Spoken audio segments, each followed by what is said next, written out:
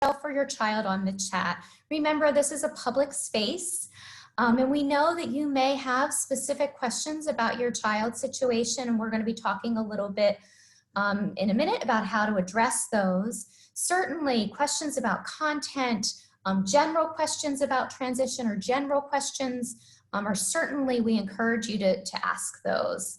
But we're asking that you not share confidential information because again, this is a public platform and there's lots of folks joining us today.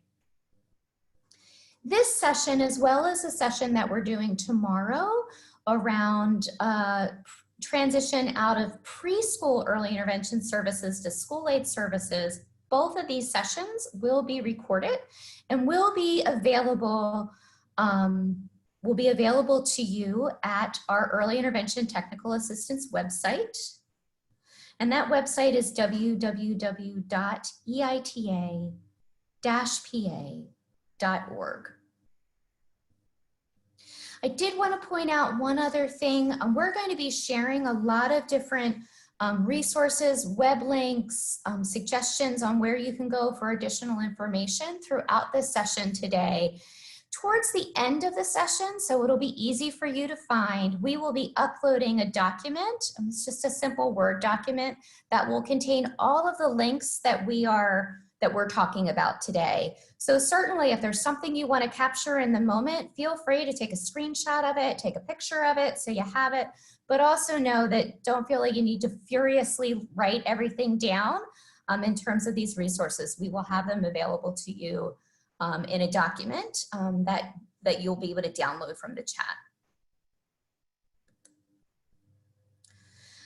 The other way that we are going to get some information from you is through the use of polls. And to get us warmed up and sort of thinking about transition, you know, for many of us, when we think of transition, and certainly probably why you joined this call today, is because you're anticipating what some might consider a big transition. Your child's turning 3, it's a big deal. You may be looking at a different location where your child may be receiving services from, and if they're transitioning into preschool early intervention, you know that you're going to meet some new people and some new faces. But we also know that transitions happen all the time, and we are making a lot of them right now. So we have a little fun poll. Everybody is welcome to join in. Let's get you warmed up. We're going to be doing a few of these polls throughout today. None quite as silly as this one. But we invite everyone today to participate in this particular poll. As we move on, there'll be some polls that are just for our family members that are attending, but we'll let everybody get in on the fun on this one. So I see folks are letting us know some of the transitions that they're making that are a little challenging to them. Looks like we have about 77, so close to 80 people on our call today, with more joining.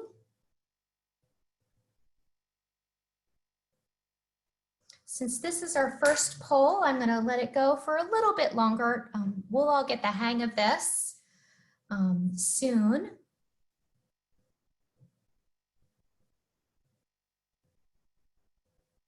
I'll give folks a couple more minutes to respond to the poll, or seconds, probably not minutes.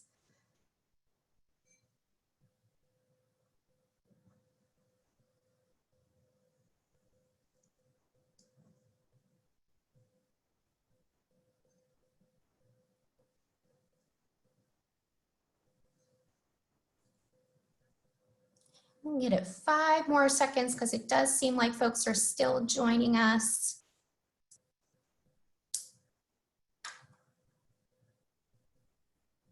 Okay, I'm going to go ahead and close this poll and show you what it has to say. So hopefully you can see these results now. Yep, here we go. I'll make this a little bit bigger for the moment. So from employee to circus leader, seems like that's the winner, winner, chicken dinner from today. Like myself, some people that PJs to other forms of stretchy pants is just, sometimes too much. I am shocked that folks are not needing to provide IT consultant help. However, I think maybe that's because for most of us, our children are better at this than we are. They might be providing IT support to us. But thank you for participating in our fun little poll. So that will give you a chance to warm up. Think about transition. But now I want to turn things over to our director of the Bureau of Early Intervention Services and Family Supports, Carl Beck, who's going to welcome us and just share some thoughts around transitions. Well, thank you, Sarah. And I want to thank everyone for attending. I see we have a nice collection of families, parents, as well as some early intervention staff and leaders. So thank you for attending this session today on infants and toddlers transition process to preschool early intervention. This is the second time we've created an opportunity to provide updates to family members of children that are eligible for early intervention services. First session we had was just navigating early intervention services, kind of acclimating to the changes that we're all facing, but specifically around early intervention. And that was in mid-April. As you know, and you've heard this many times now in the past months, these are unprecedented times as we navigate ways to keep both ourselves and our families safe. But at the same time, providing early intervention services in a way that is safe for you and the early interventionist. At the same time, to provide meaningful early intervention services for you and for your child. Since April, we've reached out to the leadership of all of our early intervention programs, provided them with guidance, resources, both national, state level resources, but we also created opportunities for them to share resources across their programs, across counties, and intermediate units and school districts. Know that your early intervention programs are doing the best they can in these difficult times. I also want to take a second just to thank Sarah Holland, who will be leading the session today. It's because of her passion for early intervention and ensuring that families are engaged in part of the process and her leadership that these sessions are occurring. I'm hopeful that you will find the information today useful as you prepare for your child's successful transition. Please know you're not alone in this process, and there are resources to help you along the way. Stay strong and be safe. Thank you, Sarah.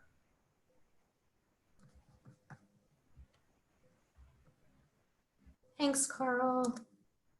So we have a lot of different folks that are helping us behind the scenes today. So you might not see them on screen, but we have a numerous different folks that are going to be responding to your questions in the chat. So we have Carl will be helping answer some of the questions, as well as Deb Knoll and Stacy Kenny from the Bureau of Early Intervention Services. So they'll be available to answer some questions. I believe we have a couple other folks from the Bureau as well. Hi, Stacy.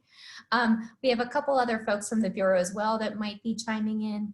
We also have some of our early intervention technical assistance folks on with us today. So we have Deb Dalton, the Director of Early Intervention Technical Assistance. So she's going to be helping out.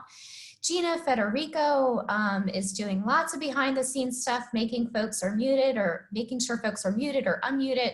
And Mary Micus is also helping to monitor the chat, and will be helping to add some of those resources as we talk about them to the chat box. So thank you to everyone who's helping out today.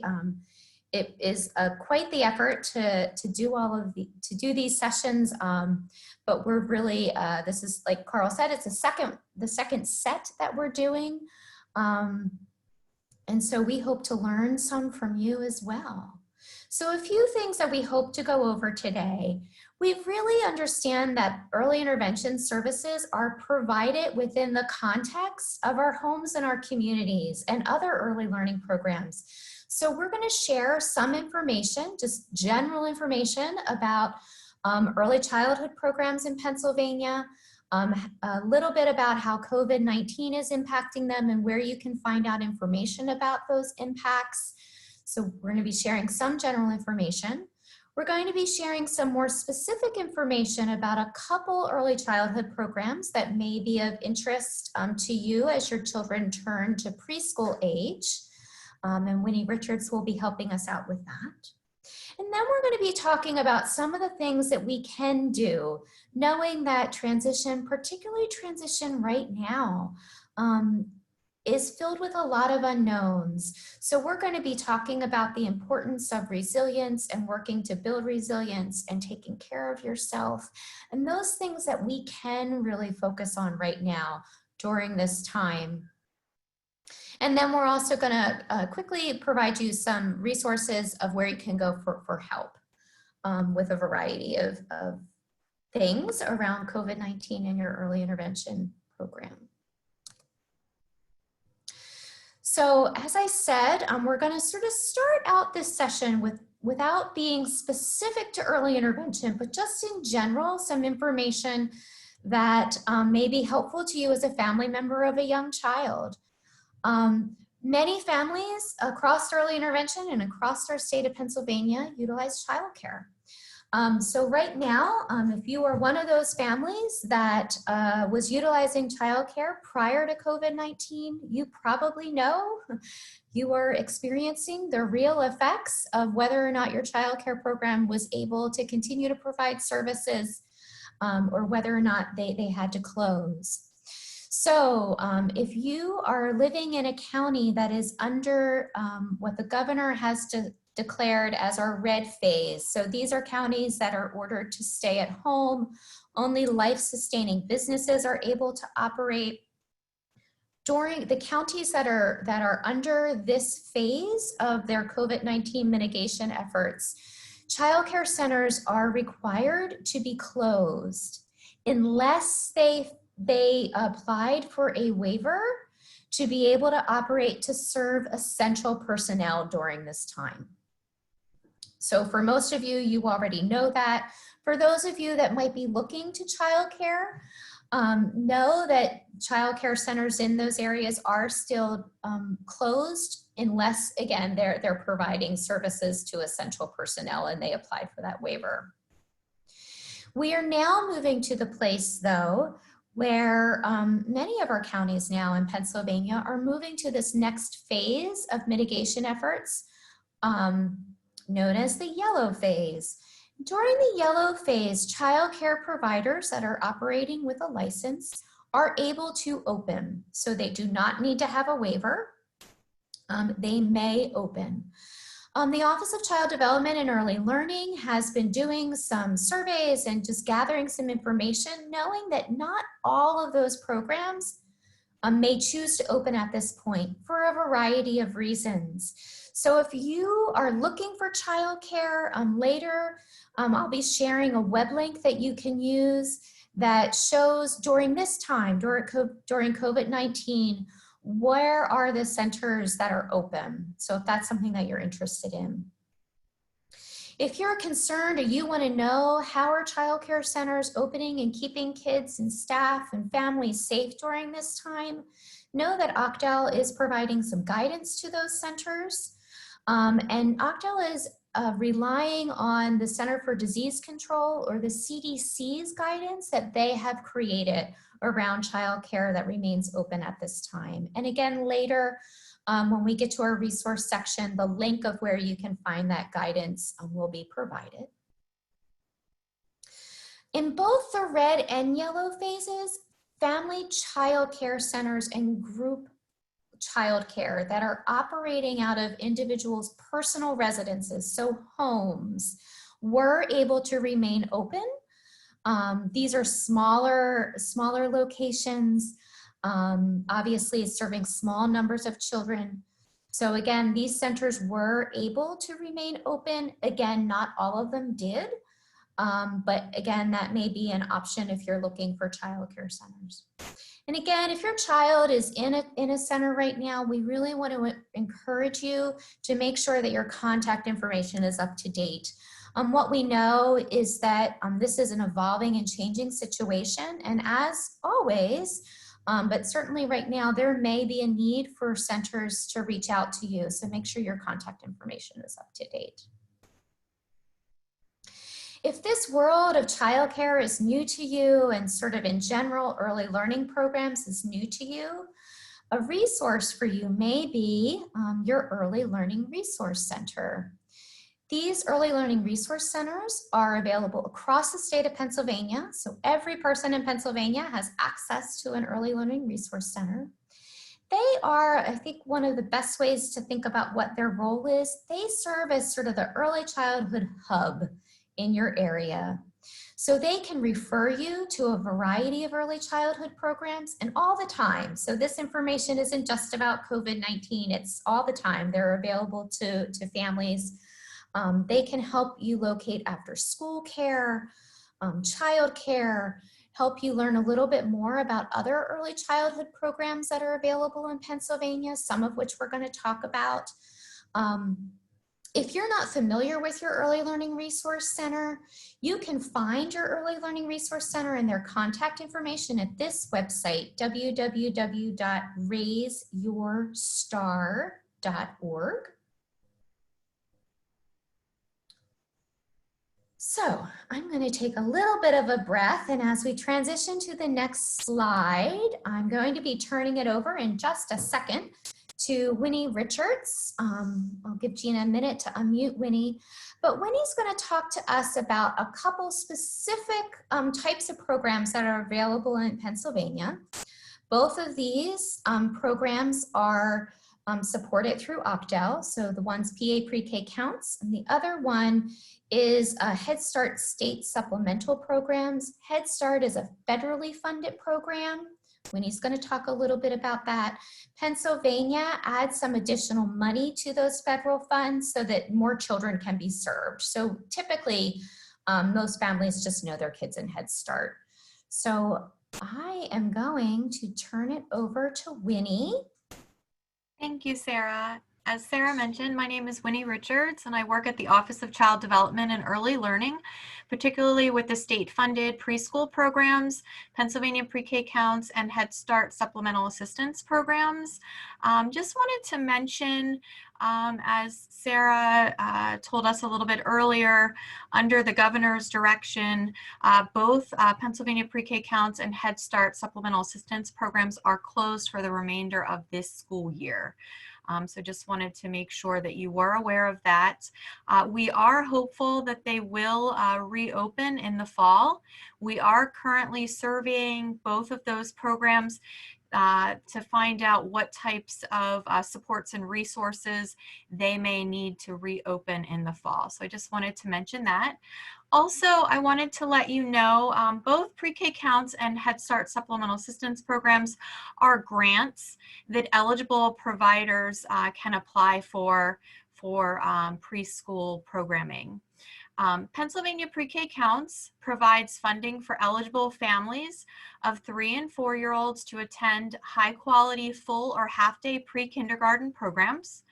They serve at-risk children who are at least 3 years of age and younger than the entry age for kindergarten and their residing school district. This is a free program to eligible families, and not only do children need to meet the age requirement, but we also have, from the state perspective, another eligibility requirement, and that is families have to be at or below 300% of the federal poverty level to be eligible to apply. This program is limited to 2 years. wanted to mention that some programs do not accept 3-year-olds. They are able to prioritize 4-year-olds to be able to attend the program to get them ready for kindergarten in the fall. So in addition to those couple of state eligibility requirements, local programs that receive the grant do have additional eligibility criteria that they utilize. So just wanted to make sure to mention that. Also, early intervention children that meet the age and income requirements are eligible to apply.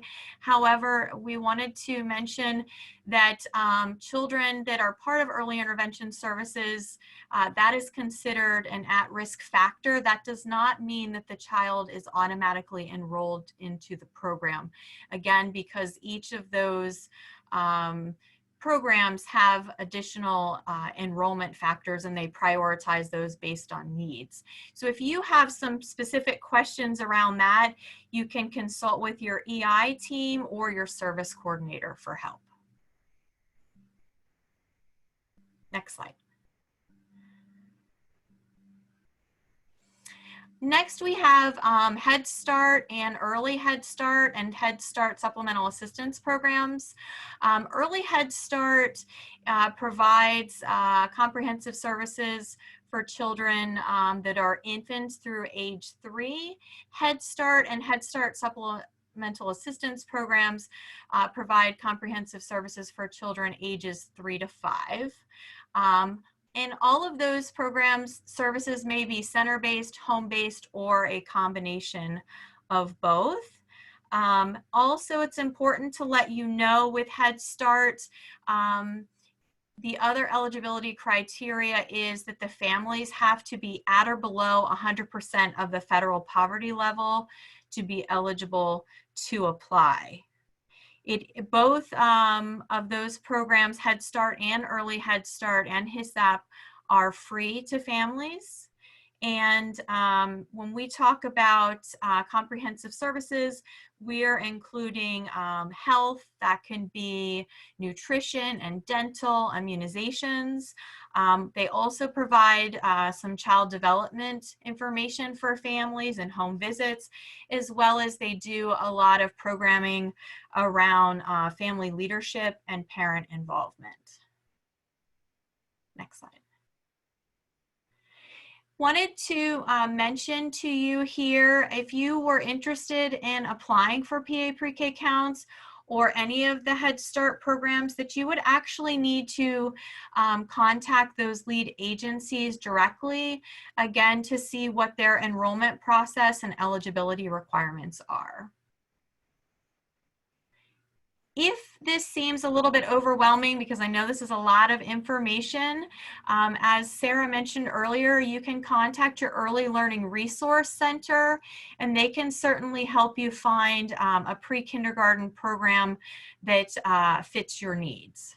And that can be any of the programs that I mentioned earlier that are the state-funded programs, as well as we also have additional preschool programs that are not state-funded. They're what we consider private pay.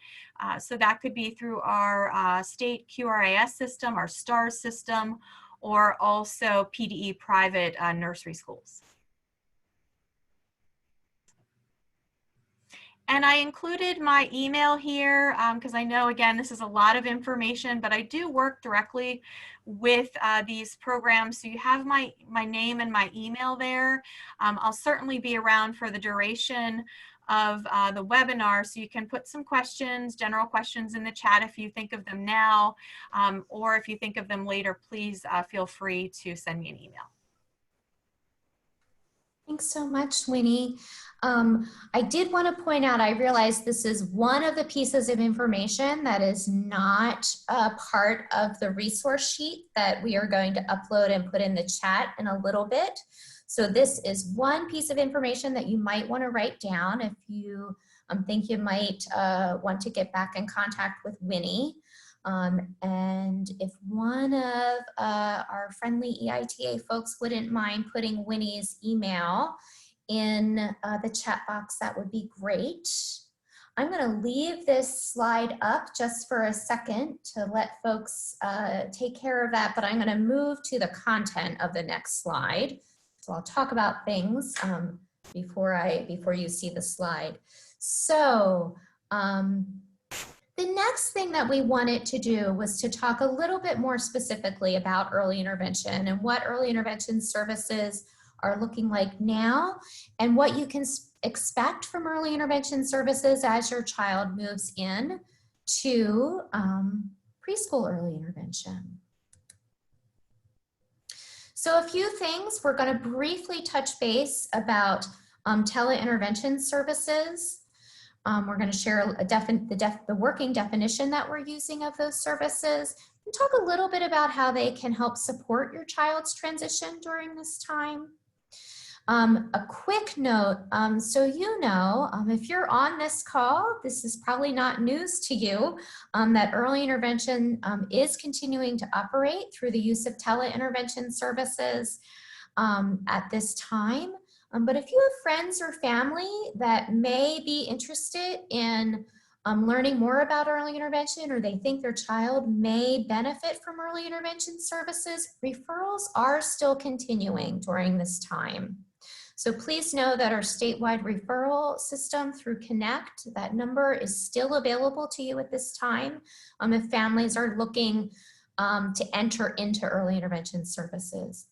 In addition, evaluations are still occurring during this time, not face-to-face, but we have seen that programs and individual evaluation teams have had success and have been able to navigate oftentimes being able to do evaluations using telepractices. We're all here to talk about transition. So, you know, a little bit let the cat out of the bag. Transitions are still occurring during COVID-19.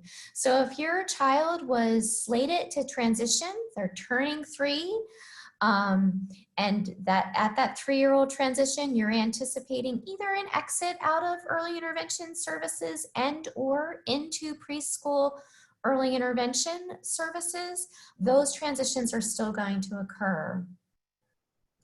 But we want to recognize, and Carl spoke about this earlier, that we do realize that the current situation is bringing up some new things and potentially some challenges for both families and our early intervention system and providers. So what we want everybody to be grounded in right now is that we really want to be making decisions around what's best for kids and families in terms of the services and supports that they're getting in early intervention. We want to recognize transition or no transition, that we are all learning together. And there's a lot of information right now that we just don't know. And that is incredibly challenging. So there may be new things that we're learning. There may be pieces of information that we just don't have an answer to right now. And all of those things can create their own challenges as well as opportunities. As a result of that, communication and flexibility and building strong partnerships with your early intervention team is going to be really essential in helping you navigate these waters. So, you know, we wanted to just sort of start off with just some of that basic information. We know this is challenging. For families that are experiencing or are anticipating experiencing a transition in the near future, I'm sure you have a lot of questions. So some of those questions, hopefully we'll be able to, if not answer, at least sort of show you some potential paths forward. And for the questions that we aren't able to answer, hopefully we can give you some strategies and some ways for you to navigate through sort of some of these challenging times. So in particular, we'll talk a little bit about tele-intervention, sort of regrounding in some of the transition practices that are in place all the time, including before COVID-19 as well as during COVID-19, and give you some additional information about where you can go for questions. So as we talked about earlier, we did a session a few weeks ago that was more involved around teleintervention, how to request services if you haven't had a chance to start those yet. And I encourage you, if you really want to learn more about that, to go to the EITA portal and view that appropriate webinar. But basically, teleintervention is probably a new term. That basically means it's services that are provided that maybe before COVID-19 were provided face-to-face, but they're now provided either through phone or through phone and video technology like we're using here. So it's a way to still be able to bring early interventionists and families together to do that great problem solving, coaching, learning from each other, and continuing to work on your child's goals and activities through this time. So a little specific information about guidance around transition. And during this session, we're not going to get into all of the nuts and bolts that go into transition and all of the practices around transition that happen all of the time. But we want you to get a sense of where you can get that information, the important points, and things that potentially may look a little bit different during this time during COVID-19. So a few pieces just to sort of set some foundation and some grounding. Again, as I had said earlier, transitions from our infant toddler program to our preschool early intervention program will continue. What that means is that those services and supports and activities that you were thinking about prior to COVID-19 to help support your child as they move to their next steps should still be being supported. Albeit it's possible there are some things that you were planning on doing that you're just not able to do right now because we can't visit each other face to face, programs may be closed, etc. But we want you to be thinking together with your teams about what are ways that you can still prep and prepare for those transitions. And also know that team meetings, including transition meetings, absolutely can be provided remotely through platforms like this or other platforms that you and your team may have access to. A couple notes. You know, we know that transitions oftentimes, regardless of whether or not you're in early intervention, oftentimes mean you need to meet new people and oftentimes learn some new language or some lingo.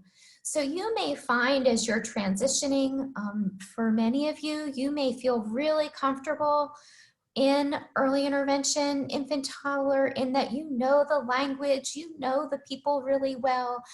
And there may be some differences that you notice as you move to preschool early intervention, such as some different language. Most likely you'll be meeting new people. And so know that that is part of those transitions. So,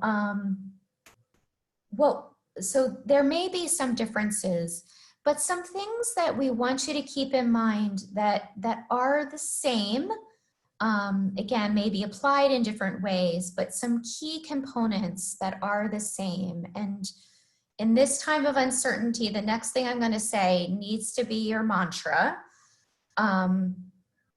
At least put it in the back of your head if you're feeling stressed at all about where your child may be going, for lack of a better word, in the fall. Preschool early intervention is a service and support. It's not a place, it's not a classroom, it's not a location. Just like in infant toddler, services and supports are provided in places. Most of you probably received your infant toddler early intervention services in your home or in the community and or in a child care program. Preschool early intervention services. So even if you are in a position, and we don't know what the fall is going to look like, but even if you are in a position where your child is transitioning to preschool early intervention services and a classroom or a location may not be open, services are still available. So that's something that we just want everybody to take a deep breath and recognize that if you are transitioning, preschool early intervention services don't equal a specific location. They can be provided in a variety of locations and will still be able to be provided. So to that end, so how do you think about services during this time prior to transition? And obviously, depending upon where you are on this continuum, some of you that are joining us, this may be something that's a little bit further in the future. For some of you, it may be really soon.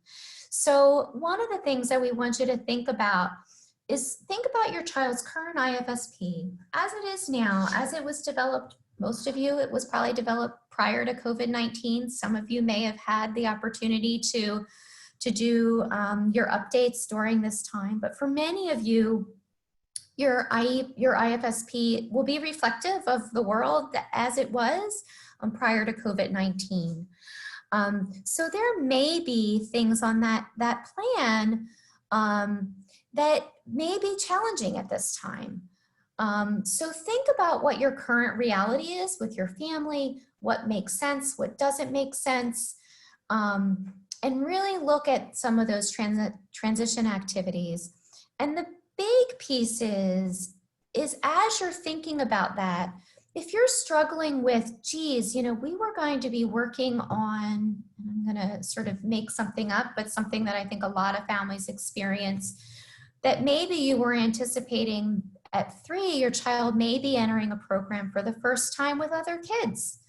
And maybe you were thinking, geez, we were planning on doing some more work around just socializing and just getting my 2-year-old just involved in other things. And right now, kids coming together from different households is not something that is really accessible. So those are the types of things that you may need to think through with your team. And again, that doesn't mean that those activities need to stop, but it may mean that you need to think about them in a different way.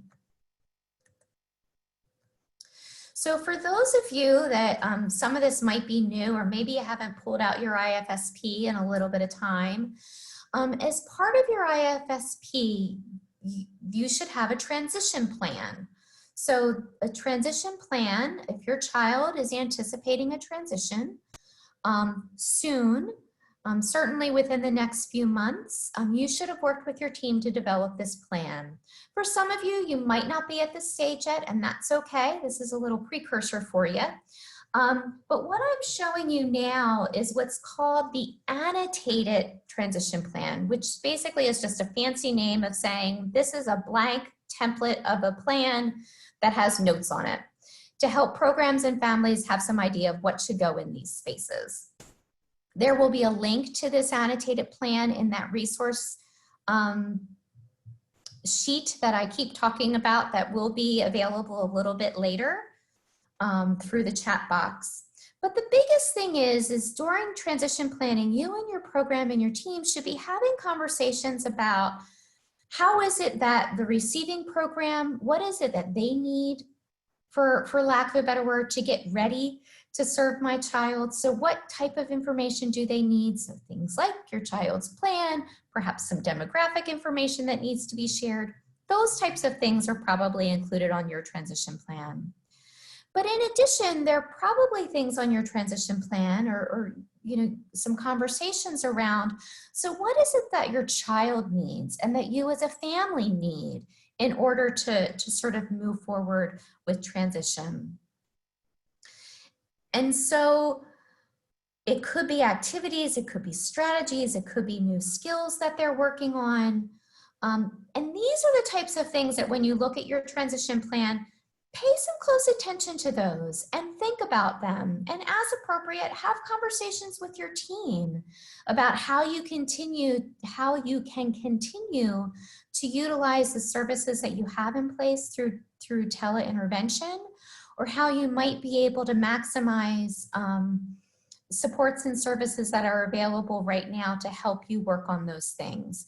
So are there things that you could be working with your current early interventionists around coaching or problem solving or thinking through some of these new skills that that you may be working on, so your child feels more comfortable in a preschool program, etc. So we really want you to sort of go back and look at that transition plan and think about what was on there. And if you identify things that, you know, you're just not quite sure of how you would implement, it would be a good time for you to have that conversation with your team and talk through it.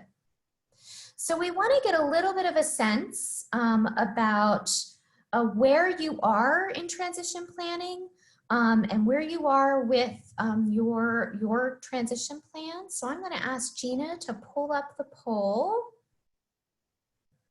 Thank you.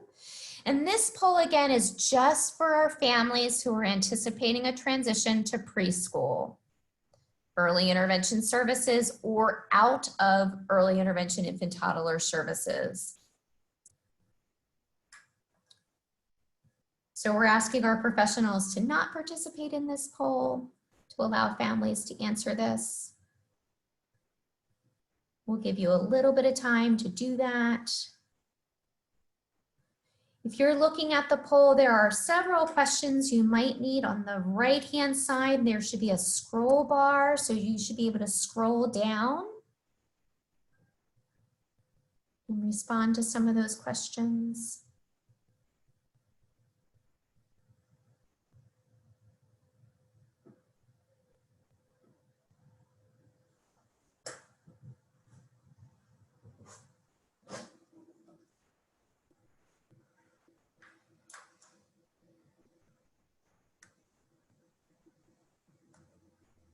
And give folks a little bit more time.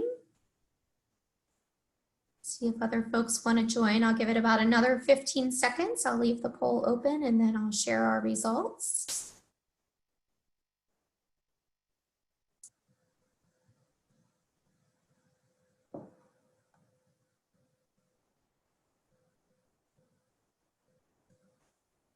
Okay, I'm going to go ahead and share.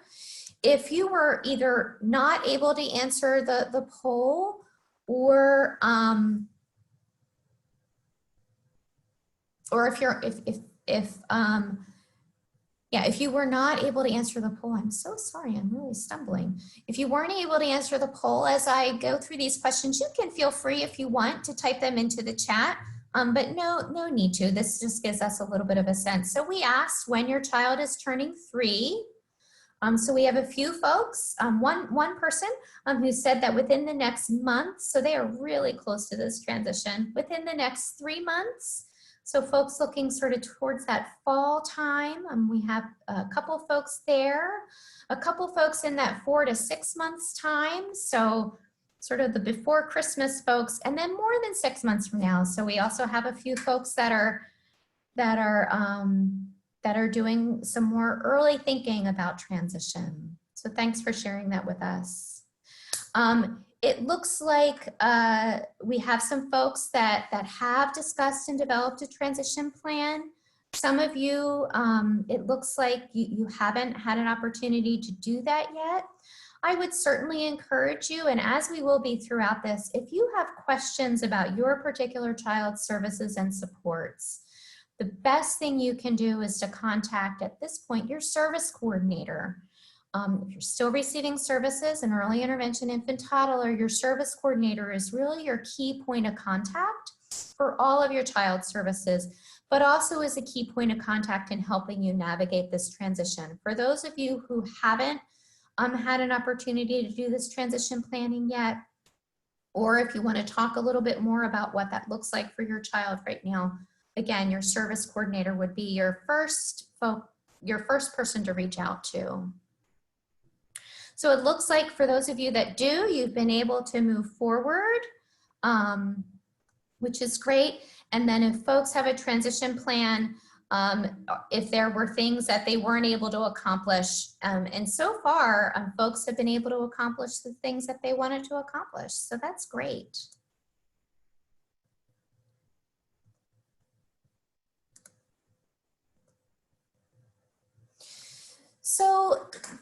of the next session, so we talked a little bit about early childhood programs in general. We talked a little bit about some specifics around early intervention at this time and what those transitions are. And now we want to sort of go back to some general information that might help you around planning and navigating transitions during this time. For those of you that are looking for this transition happening within the next few months, for those of you that are thinking about the fall, I'm sure that many of you are wondering, what is school going to look like, or what is preschool going to look like?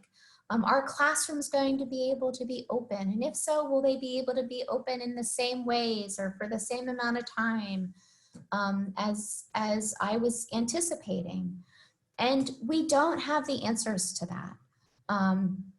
What we know is that it is everybody's intention and everybody's planning to have things open and up and running by the fall. And, you know, from public health officials to our programs, everybody is working really hard to make that happen. But we don't know exactly what that's going to look like. So as a result of that, and as a result of transitions just being generally difficult, we want to make sure that families have some tools to really focus on the things that we can do, because we know that there are things that are really out of our control right now. So we want to talk a little bit about the importance of resilience, a little bit about self-care, and then we're going to be talking about some ideas that you can do to help your child. So resilience really is, it's a big word, and it means a lot of different things, but what it really means is being able to go through something that challenges us or that is different, and being able to get through it and come out the other end. So sometimes people talk about it as this idea of bouncing back. So you go through something challenging, but then you're able to sort of get back to where you were before that challenge. Another way to think about resilience is this idea of bouncing forward, that through that challenge or through that change, you actually were able to learn some new things, build some new skills, build some new knowledge, and you actually, you know, jump forward. You're actually in a better position for the next time you have to experience a challenge or change. And these ideas of resilience are both for adults and for kids. So both you and your child right now are probably experiencing some things that are difficult. Sometimes they might be challenging, and you're learning how to navigate those things. And in doing that, you're helping to build resilience. So another thing that it is really important that I think folks take note of is that we know that this time is really challenging and families are juggling so many different things. And we really want you to know that you are doing an awesome job, that as hard as things are right now, you are doing great. So I wanted to share a little message to you from our friend at Sesame Street. Oh, and I think I need to do one thing. Hold on one second. I don't think I did something important. Yeah.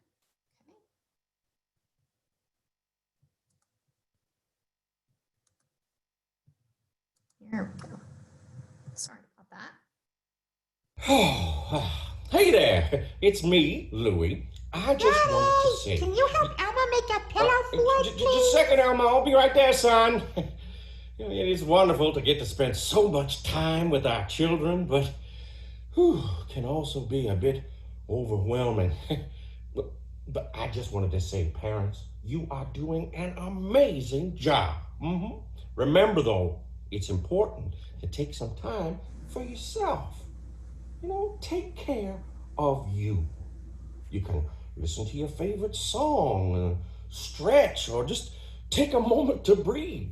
What? Come on, breathe with me right now, huh? Take a slow, deep breath in, and then breathe out. Feels good, huh? We are all doing the best we can, and that is okay. No, it's better than okay. It's Daddy! Okay, son, I'm coming. Looks like I have to go. Time to make a pillow fort. You hang in there and keep up the great work. Caring for each other. Visit sesamestreet.org/caring for videos, activities, and tips for the whole family.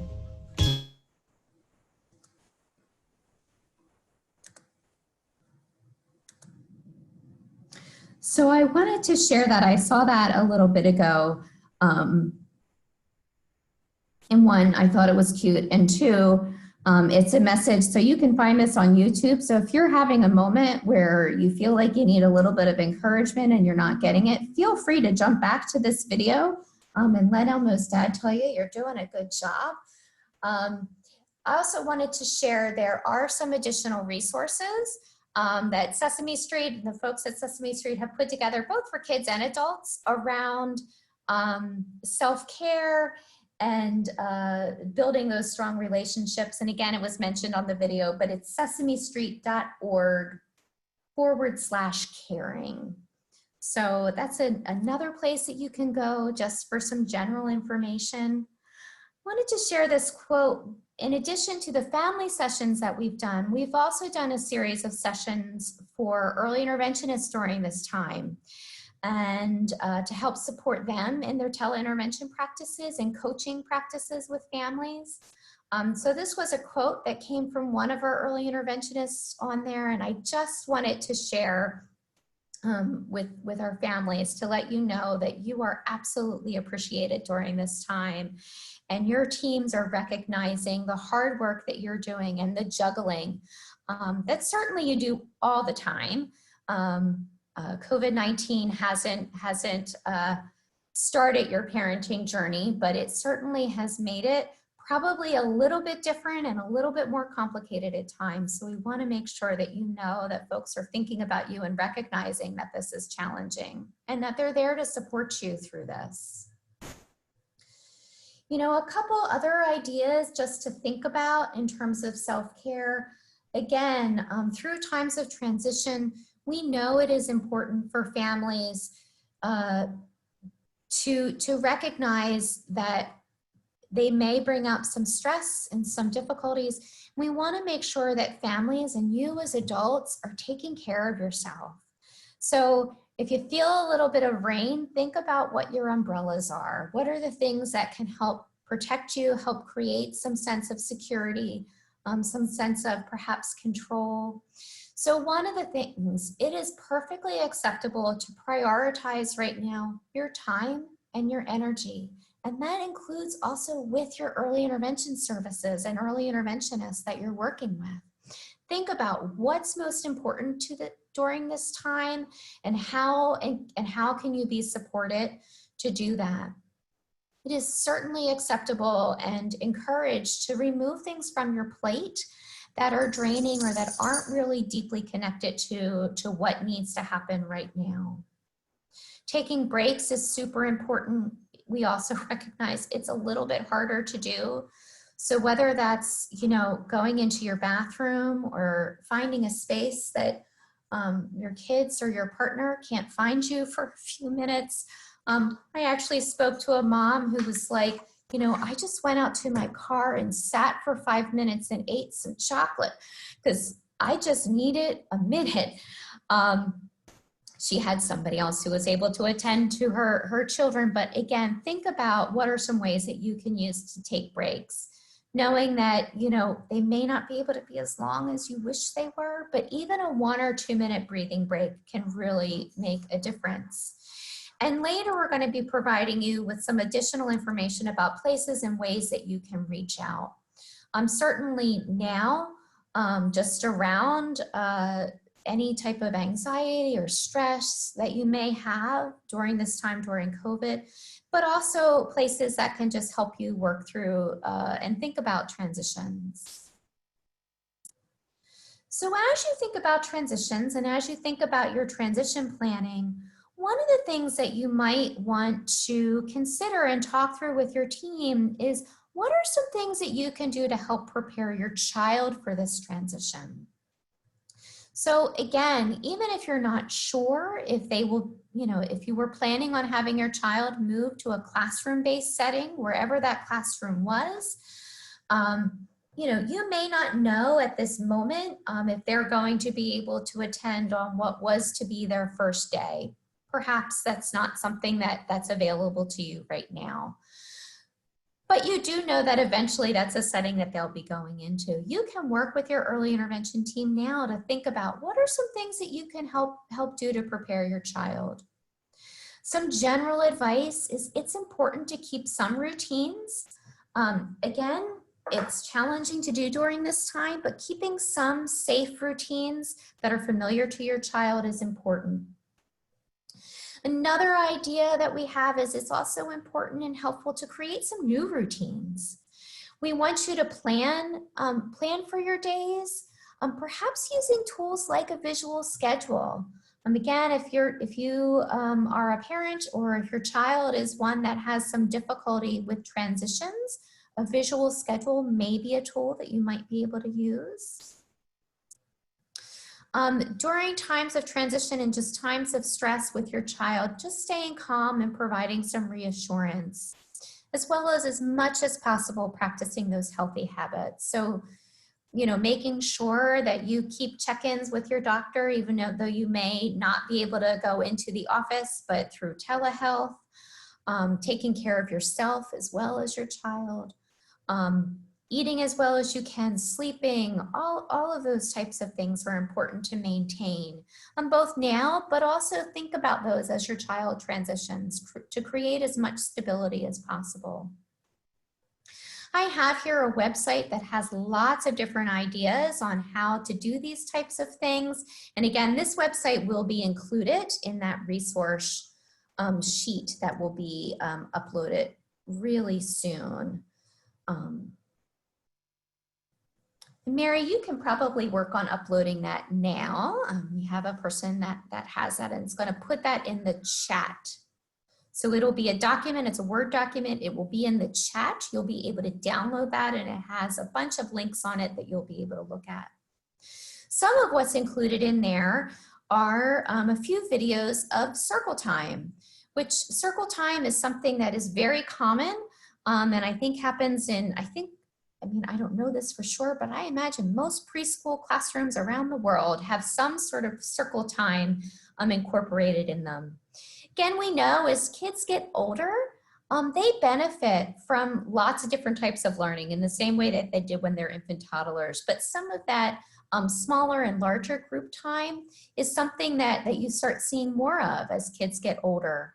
Circle time is one of those things. So if you're watching some of these videos with your child just to give them a sense of what they might experience. Again, these won't be the classrooms your children will be in, but that may be a way to acclimate both yourself and your child to some of the activities that may happen in preschool. Things like talking about feelings and doing what you can so that your child has a way to express their feelings. And again, all children may not do that verbally. They may do that in other ways. So knowing what those ways are and helping other people learn those ways are things that are important. As kids get older, things like shapes and numbers and letters and colors are things that they're going to hear more about and language about. I'm sure that they're already things that you talk to your kiddo about. So know that when you do those things, you're doing all the right things to prepare them for the next thing. Another thing is as kids move into settings that they may be experiencing with other people, things like sharing, taking turns are skills that you can start to work on now. And again, you might have been thinking that you would be able to do these with other groups of kids, whether it be at a playground or a community center or in childcare that now aren't accessible to you. But no, these are still skills that you can work on, even if it's just you and your child or your child and a sibling. So think through that with yourself and potentially with your early intervention team. Here's a couple more ideas. So finding out a little bit more about what happens in the program. Do they have a snack time? Do they have a meal time? Is there a nap time? What are some activities? Learning as much as you can about what's happening next so you can think about preparing your kid for those things would be helpful. Another piece of information, and I'm going to have Mary, in addition to that resource sheet, she's going to share just a couple other examples of ways that you can think about gathering information about your child to share with the receiving program. So to share with your preschool early intervention folks, to share with your community preschool program and others as your child transitions to this next phase. So gathering information such as, what should other people know about your child? Most 3-year-olds can't tell you everything about themselves. So what are the things that are important for other folks to know? How do they learn? What do they love to do? What's challenging for them? How do they communicate?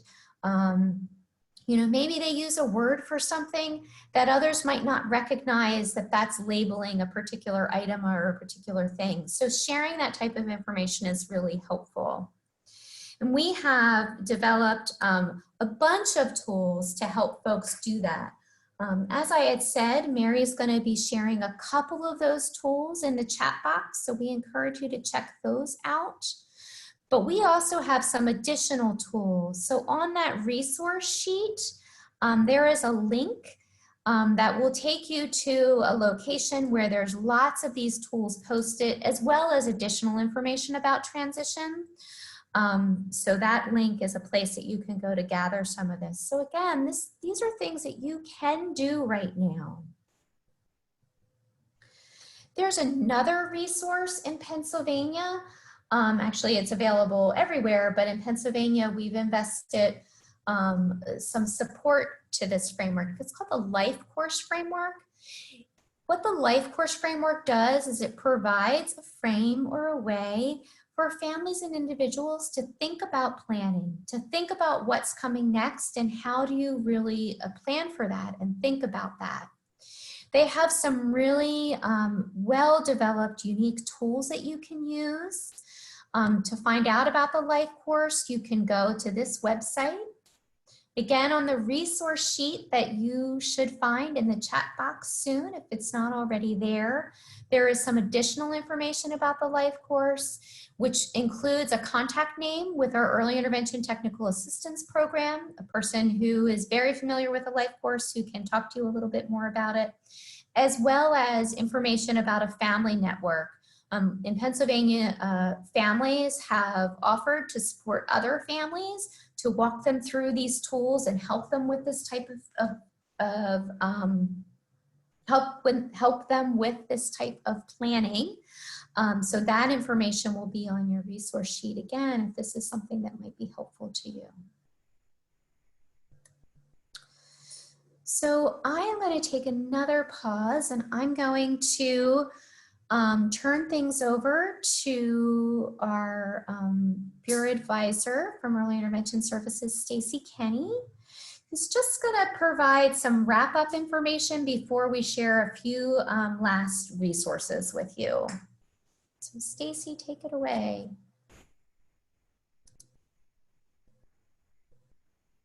Good afternoon, everyone. Children who are transitioning and families who are transitioning during this time, there may be some additional considerations to think about during that transition time that they might not have had to think about typically.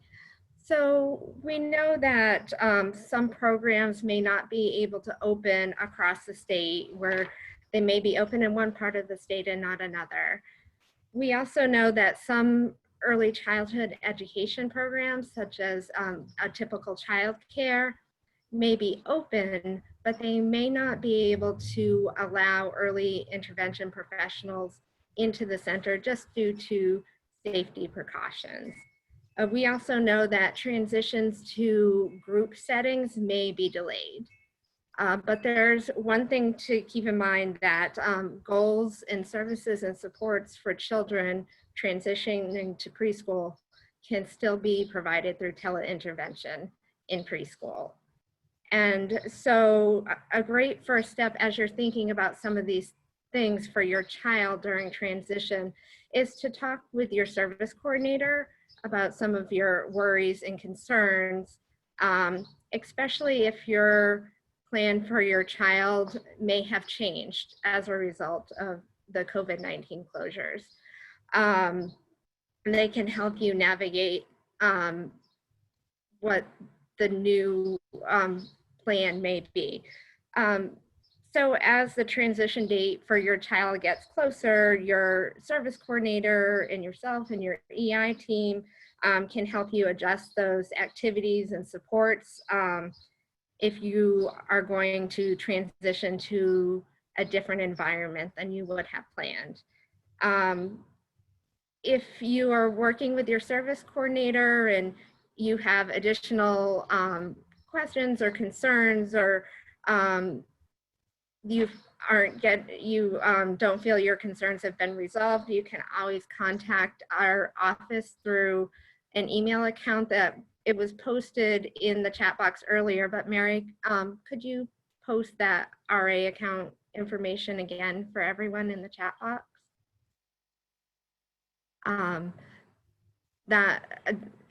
That email will come directly to someone in our office who could help you. But we are confident that your early intervention team and your service coordinator can help support you through any of your questions or concerns about transition. That's it. Thank you. Thanks so much, Stacy. And for those of you that may not be at a computer and may not have access to that RA account, it's RA-OCD intervention@pa.gov. And a couple things, this entire presentation will be shared on the Early Intervention Technical Assistance page. So again, that's www.eita-pa.org. And it will most likely be posted under the heading of Early Intervention Services during COVID-19, along with the session that we did a few weeks ago. In addition to the actual video of this whole information session, we will also post the handouts that were posted in the chat. So that resource page, a couple other handouts that were examples of ways to gather information about your child. These additional resources will also be included in that handout. So we're gonna quickly go through these. So we have some basic information around just where you can get information around COVID and sort of what's happening right now. I had mentioned earlier around that CDC guidance for childcare programs. That is right here. It's the second bullet. Some information about what's going on within our education. So any news about education in Pennsylvania, you can look there. And then as we keep mentioning, the early intervention portal. The Department of Ed did a nice job of compiling some real succinct basic resources around talking to your child about COVID. There are also a variety of ways that you can get support, not just during this time, but all the time. So if you haven't reached out to Parent to Parent of Pennsylvania, they can match you with another family for support and information. During this time, the Department of Health does have a support and referral helpline that will get you connected directly to folks in your community that can help you.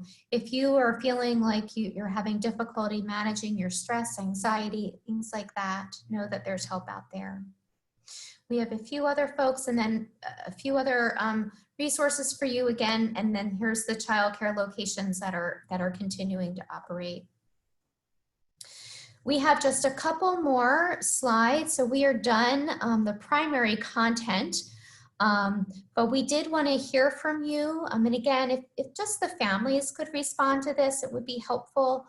We want to know if this was helpful to you, if you got the information you needed, and if you didn't, what you want to know.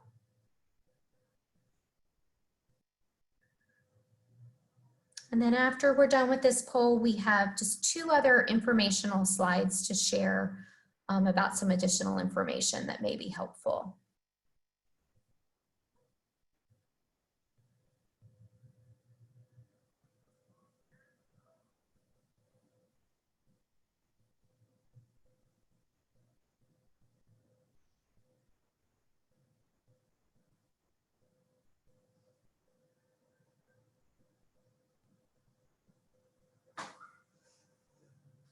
Looks like folks are still responding. I'll give it about another 15, 20 seconds for folks to have a chance to respond.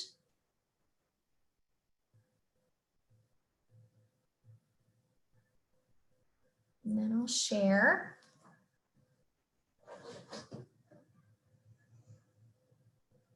Okay. I'm going to go ahead and end the poll and share the results. Folks thought that it answered either of their questions or answered some of their questions. Folks still seem to have some questions around supporting their child's transitioning to learning in a group setting, how to support my child. All of these things are questions that we anticipated that folks might have. And as you continue to have those questions, we can think about how to help support in some other information sessions like this, some of this material.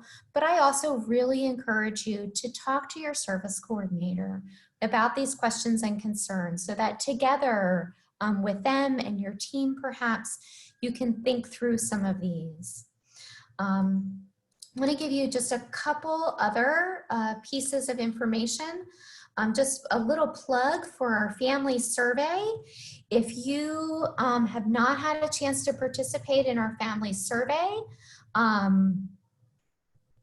feel free to do that. We really encourage you, and we want to know about your experiences in early intervention. So all families who have a child in early intervention right now are asked to participate. It's a simple survey done on SurveyMonkey. You can see the link here. It is also included, the link to this is also included on the resource sheet that was uploaded. And one last piece of information, if you want to learn a little bit more about sessions like this that we might have in the future, or how you can get connected with some other family engagement opportunities we have through the Office of Child Development and Early Learning and Early Intervention Services, we have partnered with Lisa Snyder and Include Me through the ARC of PA, and she is helping to support us in supporting families in engaging in efforts at their local or at the state level.